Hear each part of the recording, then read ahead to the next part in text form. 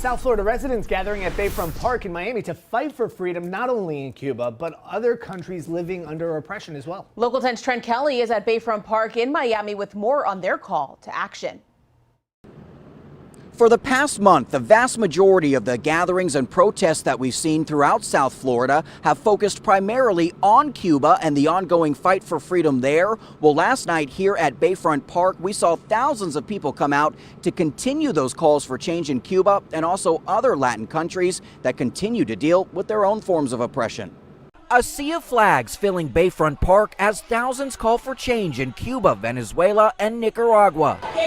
Miami police keeping watch as nearly 2,000 people packed the park, the crowds watching Latin music artists perform, urging others to join the fight for freedom in all three countries. The mayor of Miami saying their goal is to send a clear message to the rest of the country. We have to make it clear to the rest of the United States why this is important. A message the chief of police says hits very close to home. I'm a Cuban refugee, and it's past time for those murderous communist regime to be out the door. Saturday's rally coming after dozens were held throughout the city last month as people throughout South Florida continue to stand up, saying they won't stop calling for freedom in oppressed Latin nations.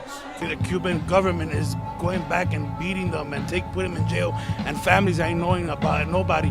And we're just here trying to see if our president, if our country tries to do something for them.